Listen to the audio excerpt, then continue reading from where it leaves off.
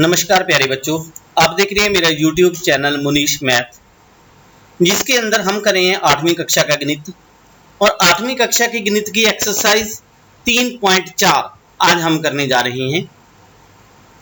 Exercise 3.4 में आपको जो लेफ्ट हैंड साइड यहां पे दिख रहा है, ये एक्सरसाइज है इसकी। और इस एक्सरसाइज को हम करेंगे, ये जो आपको राइट हैंड साइड पे विंडो दिख रही है जिसमें चतुर्भुज और उनके गुण दर्शाए गए हैं, इनकी हेल्प के साथ करेंगे। सबसे पहले मैं आपको सभी चतुर्भुज और उनके गुणों के बारे में बता देना चाहता हूं। सबसे पहले हमारे पास समांतर चतुर्भुज। समांतर चतुर्भुज कौन सी चतुर्भुज होती है? एक चतुर्भुज जिसमें सम्मुख भुजाओं का प्रत्येक युग्म समांतर होता है, उसे समांतर चतुर्भुज कहते हैं। जैसे यहाँ पे AB और CD समांतर हैं, AD और BC समांतर हैं। ठीक है, इनके गुण कौन से होंगे? फिर सम्मुख भुजाएं बराबर होती हैं। ठीक, सम्मुख कोण बराबर होते हैं। समांतर चतुर्भुज के सम्मुख कोण क्या होते हैं बेटा? बराबर होते हैं। कोण A कोण C के बराबर है, कोण B कोण D के बराबर है। फिर विकर्ण एक दूसरे को समद्विभाजित करते हैं। समांतर चतुर्भुज के जो विकर्ण होते हैं, ये एक दूसरे को क्या करते हैं? समद्विभाजित करते हैं। समद्विभाजित का क्या अर्थ हुआ? एक दूसरे को बराबर दो भागों में बांटते हैं। मतलब AO बराबर में OC, DO बराबर में OB। क्लियर?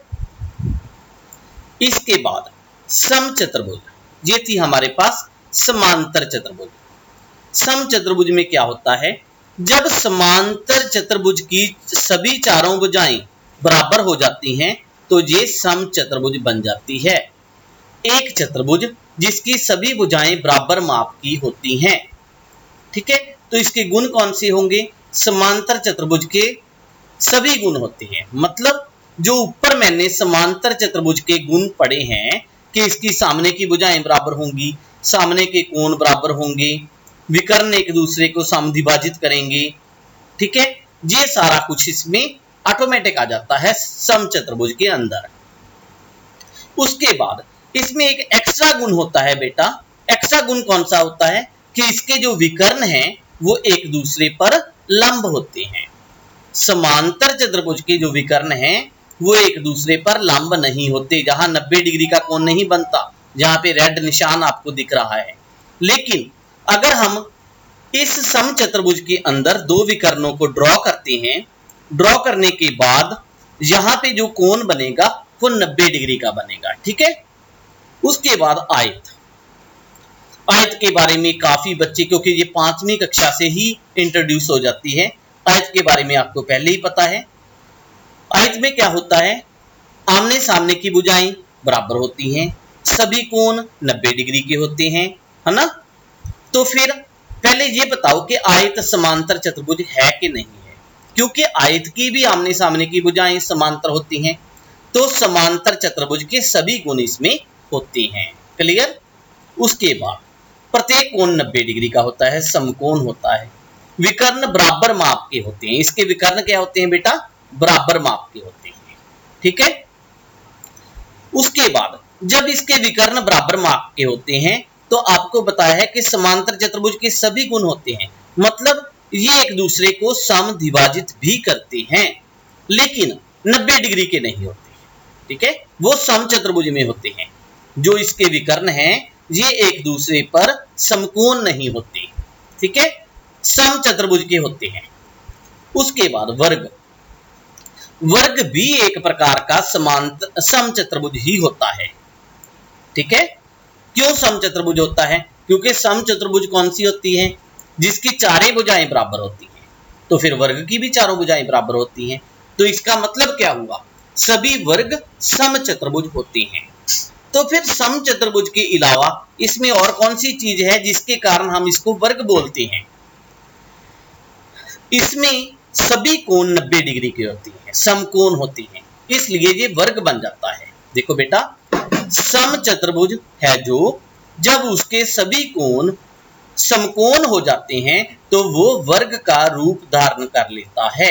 ठीक है, तो फिर देखिए समांतर चतुर्भुज, समचतुर्भुज तथा आयत, इन सभी के गुण वर्ग के अंदर होते हैं। ठीक है, कौन कौन से गुण हुए फिर? आमने सामने की भुजाएं बराबर, कोण बराबर, इसके विकर्ण बराबर, विकर्ण एक दूसरे को समद्विभाजित करेंगे, समद्विभाजित के बाद एक दूसरे को समकोण पर भी काटेंगे। ठीक है, उसके बाद आता है पतंग। पतंग के बारे में काफी बच्चे कम जानते हैं क्योंकि इसका यूज भी मैथमेटिक्स में काफी कम आता है। ठीक है, तो पतंग क्या होता है बेटा? देखो, इसकी जो शेप आपको दिख रही है, ये एक काइट जैसी है ना, पतंग जैसी। इसमें क्या होता है, दो भुजाएं ऊपर वाली बराबर, दोनों नीचे वाली आपस में बराबर। ठीक है, और अगर इनके विकर्णों की बात करें तो इनके विकर्ण क्या होते हैं? दोनों एक दूसरे पर लंब होते हैं। ठीक है, देखिए विकर्ण एक दूसरे पर लंब होते हैं। विकर्ण दूसरे विकर्ण को समद्विभाजित करता है, एक विकर्ण दूसरे विकर्ण को। ठीक है, उसके बाद आकृति में यहां पे एक बात और है, ये जो डी कोण है आपको दिख रहा और ये बी कोण है, ये दोनों आपस में बराबर होते हैं, पर ए और सी बराबर नहीं होते। ठीक है, डी और बी ये साइड वाले हैं। ठीक है, ये बराबर होते हैं, ए और सी बराबर नहीं होते। मीन्स चौड़ाई वाले दोनों कोण बराबर होते हैं, लंबाई वाले दोनों कोण बराबर नहीं होते। अब हम आते हैं एक्सरसाइज पर।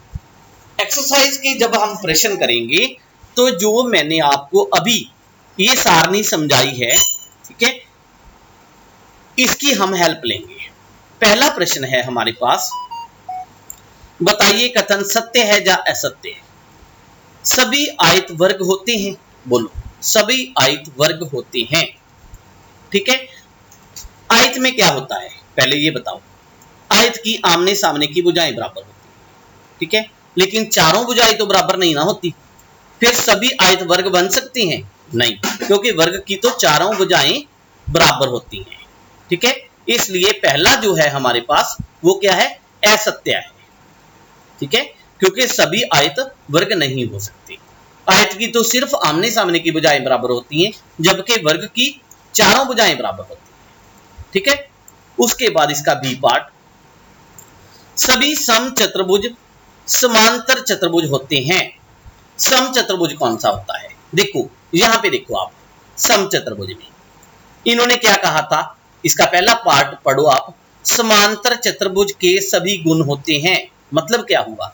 समचतुर्भुज में समानांतर चतुर्भुज वाले सभी गुण होते हैं। इसका मतलब सभी समचतुर्भुज हैं जो वो समांतर चतुर्भुज होती हैं। क्लियर? उसके बाद सभी वर्ग समचतुर्भुज और आयत भी होते हैं। देखो वर्ग पे हुआ। ठीक है, वर्ग में इन्होंने क्या कहा था कि ये समांतर चतुर्भुज के भी सभी गुणों को रखता है, समचतुर्भुज के भी सभी गुणों को रखता है, आयत के भी सभी गुणों को रखता है। तो इसका क्या मतलब हुआ? वर्ग है जो वो समचतुर्भुज और आयत दोनों होते हैं। ठीक है, क्योंकि वर्ग के अंदर क्या होता है बेटा? चारों भुजाएं बराबर होती हैं, तो समचतुर्भुज की भी चारों भुजाएं बराबर होती हैं। वर्ग की आमने सामने की भुजाएं क्या करती है? समांतर होती हैं, समचतुर्भुज की भी होती हैं। वर्ग के आमने सामने के कोण बराबर होते हैं, समचतुर्भुज के होते हैं। मतलब वर्ग के अंदर समचतुर्भुज और आयत के सभी गुण होते हैं। आप इस सारणी से भी इसको समझ सकते हो, ये चौथे पॉइंट पे। ठीक है, लिखा है ना इन्होंने, वर्ग के अंदर समांतर चतुर्भुज, समचतुर्भुज और आयत सभी के गुण होते हैं। उसके बाद डी पार्ट, सभी वर्ग समांतर चतुर्भुज नहीं होते। ठीक है, यहां पे देखिए आप, इन्होंने क्या है, जो चौथा पॉइंट है हमारे पास, वर्ग है जो वो समांतर चतुर्भुज के सभी गुण रखता है। तो यहां पे ये क्या कह रहा है? कहता है सभी वर्ग समांतर चतुर्भुज नहीं होते। तो ये गलत है, डी पार्ट इसका गलत है। सभी वर्ग समांतर चतुर्भुज होते हैं। ठीक है, फिर ई पार्ट, सभी पतंगें समचतुर्भुज होती हैं। पतंग बेटा एक डिफरेंट टाइप की आकृति होती है, अलग ही होती है। ठीक है, तो ये समचतुर्भुज कभी नहीं हो सकती। ठीक है, क्योंकि पतंग की जो चारों भुजाएं हैं वो समान नहीं होती, पर समचतुर्भुज की सभी भुजाएं बराबर होती हैं। तो ई पार्ट इसका गलत है। एफ पार्ट के अंदर सभी समचतुर्भुज पतंग होते हैं। हाँ, ये देख, सम चतुर्भुज कौन सा होता है? ये वाला। ठीक है, इसकी देखो दो जो साइड्स हैं बिल्कुल क्लोज वाली आसन्न भुजाएं बराबर होती है ना, इसकी भी दो आसन्न भुजाएं बराबर हैं। ठीक है, दो जुगम इसके आसन्न भुजाओं के बराबर हैं, इसमें भी बराबर हैं। इन्होंने क्या पूछा है हमसे? सभी समांतर चतुर्भुज, सभी सम चतुर्भुज पतंग होते हैं। ठीक है, तो इसमें सम चतुर्भुज वाले सभी गुण आते हैं, इसलिए सभी सम चतुर्भुज पतंग होते हैं। ठीक है, पर नहीं, एक चीज का यहां पे फर्क आ गया, थोड़ा सा मैं कंफ्यूज हो गया था बेटा। इन्होंने क्या कहा है कि पतंग के अंदर ए और सी कोण बराबर नहीं होते, पर बी और डी कोण बराबर होते हैं। ऐसा ही होता है ना। पर आप सम चतुर्भुज के अंदर देखें, अगर यहां पे ए बी सी डी लिखा होता तो आमने सामने के दोनों जो कोण हैं वो क्या होंगे? बराबर हो जाएंगे। पर पतंग में ऐसा नहीं होता, इसलिए समांतर चतुर्भुज सम चतुर्भुज पतंग नहीं होते। ठीक है, एफ जो है वो गलत है कोणों की वजह से। जी पार्ट देखिए, सभी समांतर चतुर्भुज समलंब होते हैं। अब समलंब तो मैंने इसमें आपको समझाया नहीं, चलो इसके बारे में आपको बताता हूं बेटा। समलंब जो होता है वो एक ऐसी चतुर्भुज होती है जिसके अंदर दो भुजाएं समांतर होती हैं। क्या होता है? दो भुजाएं समांतर होती हैं और दो असमानांतर होती हैं, उसको समलंब बोलते हैं। ठीक है, असमांतर होना जरूरी नहीं है, लेकिन दो भुजाओं का समानांतर होना जरूरी है। ठीक है, तो फिर देखें, समांतर चतुर्भुज समलंब होते हैं। समांतर चतुर्भुज में दो भुजाएं समांतर होती हैं कि नहीं होती हैं? इसकी तो आमने सामने की दोनों होती हैं। तो मैंने क्या कहा कि समलंब वो होती है जिसमें कम से कम एक, मतलब जो भुजा का जुगम है, आमने सामने की भुजाएं एक तरफ की, कोई भी एक तरफ की, वो समांतर होनी चाहिए। तो इसका मतलब सभी समांतर चतुर्भुज समलंब होते हैं। ठीक, उसके बाद एच पार्ट, सभी वर्ग समलंब होते हैं। वर्ग में भी क्या होता है? आमने सामने की दोनों भुजाएं समांतर होती हैं। तो समलंब में क्या होता है? एक भुजाएं मतलब आमने सामने की कोई भी एक जोड़ा समांतर होना चाहिए, ज्यादा हो जाए कोई बात नहीं, तो फिर वर्ग क्या हो जाएगा? समलंब हो जाएगा। क्लियर? ये था हमारा फर्स्ट पार्ट। एच पार्ट भी था इसका बिल्कुल सही है। उसके बाद सेकंड क्वेश्चन पर आते हैं हम। उन सभी चतुर्भुजों की पहचान करें जिनमें चारों भुजाएं बराबर लंबाई की हों। बोलो फिर कौन कौन सी होती हैं जिनमें चारों भुजाएं बराबर लंबाई की होती हैं? एक तो वर्ग आ गया, देखो जहां पे सम चतुर्भुज आते हैं। क्लियर? वर्ग और सम चतुर्भुज, इसका आंसर आएगा पहले का, दूसरे के ए पार्ट का। चार कोण समकोण हो, वो मतलब आप चतुर्भुज बताएं जिनमें चारों कोण समकोण हो। बताओ फिर किन में है? आयत में है और वर्ग में है ना? दिख रहा है ना आपको, जहां पे दोनों में समकोण है, चारों कोण। तो फिर इसका आंसर क्या आएगा? बी पार्ट का, आयत और वर्ग। क्लियर? उसके बाद प्रश्न नंबर 3, बताइए कैसे एक वर्ग एक चतुर्भुज भी है। ठीक है, एक वर्ग एक चतुर्भुज है। क्लियर है? क्योंकि वर्ग में भी चार भुजाएं होती हैं, चतुर्भुज में भी चार भुजाएं होती हैं, इसका मतलब वर्ग एक चतुर्भुज है। आप इसका उत्तर क्या लिखोगे? क्योंकि वर्ग में भी चार भुजाएं होती हैं, इसलिए यह चतुर्भुज है। ठीक है, तो तीसरे के पहले पार्ट का आप उत्तर अपनी कॉपी पर लिखोगे कि वर्ग की चार भुजाएं होती हैं, इसलिए इसे चतुर्भुज भी कहा जा सकता है। उसके बाद सेकंड पार्ट, एक वर्ग समांतर चतुर्भुज है। आप लिखोगे वर्ग की आमने सामने की भुजाएं समांतर होती हैं, इसलिए वर्ग एक समांतर चतुर्भुज भी है। ओके, इसका उत्तर ये आएगा। तीसरा पार्ट, सम चतुर्भुज। आप लिखोगे वर्ग की चारों भुजाएं समान होती हैं। ठीक है, वर्ग की चारों भुजाएं समान होती हैं। उसके बाद सम चतुर्भुज का और कौन सा गुण होता है? विकर्ण एक दूसरे पर लंब होते हैं, समद्विभाजित करते हैं। आप लिखोगे वर्ग की चारों भुजाएं समान होती हैं, विकर्ण एक दूसरे को लंब समद्विभाजित द्विभाजित करते हैं, इसलिए यह एक समचतुर्भुज भी है। ठीक है, वर्ग और समचतुर्भुज में सिर्फ एक ही फर्क है बेटा, चारों कोण जो है समकोण होना। वर्ग में समचतुर्भुज से एक चीज ज्यादा होती है कि इसके चारों कोण समकोण होते हैं, बाकी वर्ग में समचतुर्भुज के सभी गुण होते हैं। ठीक है, तो आप लिखोगे, मैं दोबारा फिर बताता हूं, सभी वर्ग समचतुर्भुज होते हैं क्योंकि इसकी चारों भुजाएं समान होती हैं और विकर्ण एक दूसरे को लंब सम द्विभाजित करते हैं। ठीक, उसके बाद चौथा पार्ट, सभी वर्ग एक आयत हैं। आप लिखोगे हां, सभी वर्ग एक आयत हैं क्योंकि वर्ग की आमने सामने की भुजाएं समान होती हैं और सभी कोण 90 डिग्री के होते हैं। ठीक है, क्योंकि आयत वाले गुण हमने बताने हैं कि वर्ग में है या नहीं, तो वर्ग में दोनों गुण हैं, आमने सामने की भुजाएं भी बराबर हैं और चारों कोण समकोण हैं, इसलिए यह एक आयत भी है। उसके बाद प्रश्न नंबर 4, एक चतुर्भुज का नाम बताएं जिसके विकर्ण एक दूसरे को समद्विभाजित करते हैं। इसको आप खुद ढूंढो, इसमें से कौन सा आएगा। चतुर्भुज बताएं जिसके विकर्ण एक दूसरे को समद्विभाजित करते हैं, क्या आना चाहिए आंसर? समद्विभाजित समांतर चतुर्भुज के करते हैं ना, समांतर चतुर्भुज के भी करते हैं, फिर समचतुर्भुज के भी करते हैं। ठीक है, तो आप समांतर चतुर्भुज लिख देना। इसको एक दूसरे पर लंब समद्विभाजित होते हैं। लंब समद्विभाजित किसके होते हैं? ये देखिए, विकर्ण परस्पर लंब भी होते हैं और समांतर चतुर्भुज के हिसाब से एक दूसरे को समद्विभाजित भी करते हैं। तो फिर इसका आंसर क्या आएगा? समचतुर्भुज। चौथे के दूसरे पार्ट का आंसर आएगा समचतुर्भुज। चतुर्भुज का नाम बताएं जिसके विकर्ण बराबर हैं। किसके बराबर हैं विकर्ण? आयत के बराबर हैं, वर्ग के बराबर हैं। ठीक है, उसके बाद पांचवा, बताइए एक आयत उत्तल चतुर्भुज कैसे है।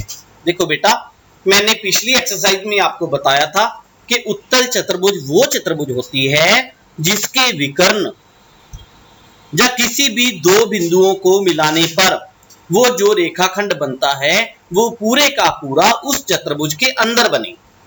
अब देखें फिर, आयत कहां पड़ी है? ये पड़ी है आयत।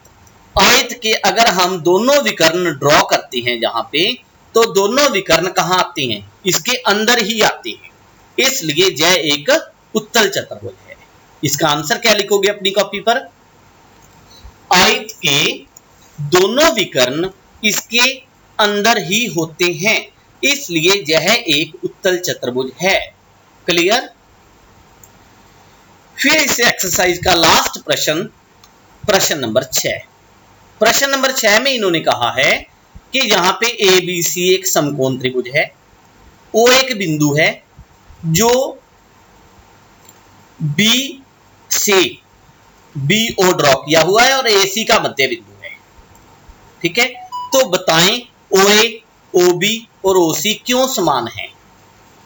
ठीक है, इन्होंने क्या किया, खुद ही हमारी हेल्प कर दी। इन्होंने इसकी एक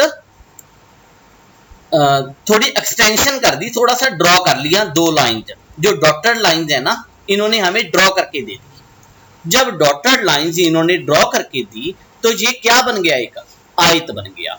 हमें पता है कि आयत के जो विकर्ण होते हैं वो क्या करते हैं? एक दूसरे को समद्विभाजित करते हैं और दोनों आपस में क्या होते हैं?